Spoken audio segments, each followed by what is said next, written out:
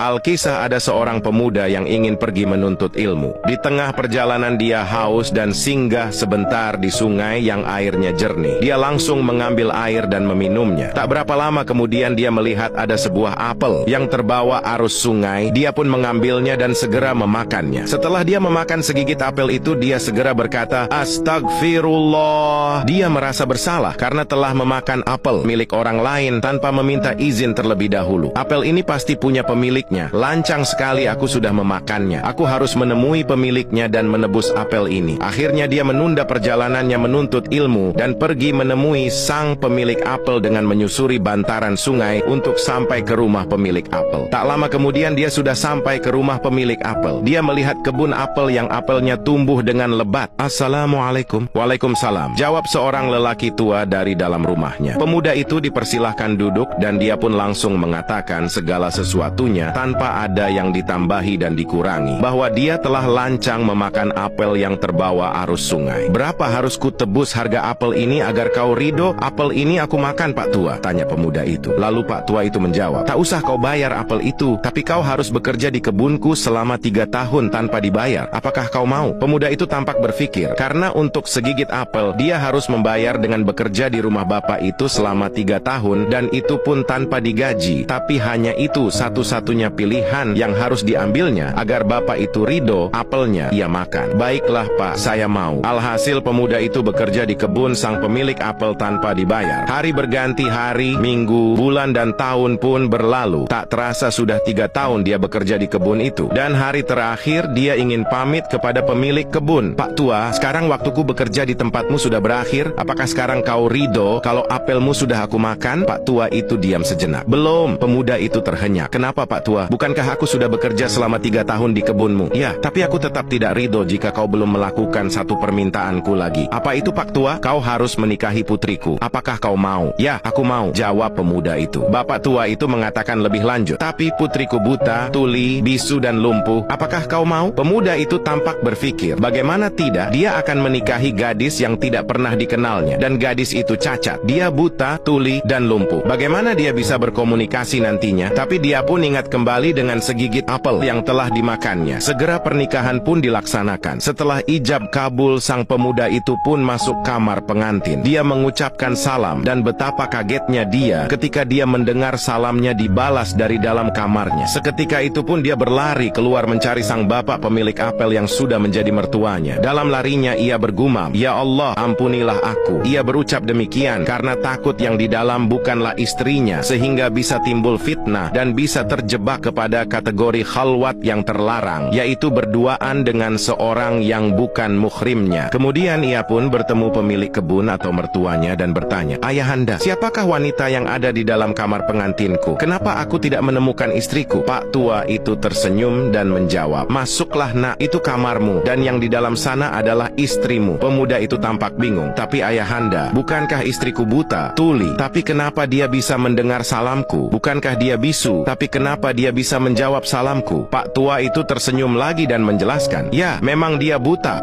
dari segala hal yang dilarang Allah. Dia tuli dari hal-hal yang tidak pantas didengarnya dan dilarang Allah. Dia memang bisu dari hal yang sifatnya sia-sia dan dilarang Allah. Dan dia lumpuh karena tidak bisa berjalan ke tempat-tempat yang maksiat." Pemuda itu hanya terdiam dan mengucap lirih, "Subhanallah." Dan mereka pun hidup berbahagia dengan cinta dari Allah.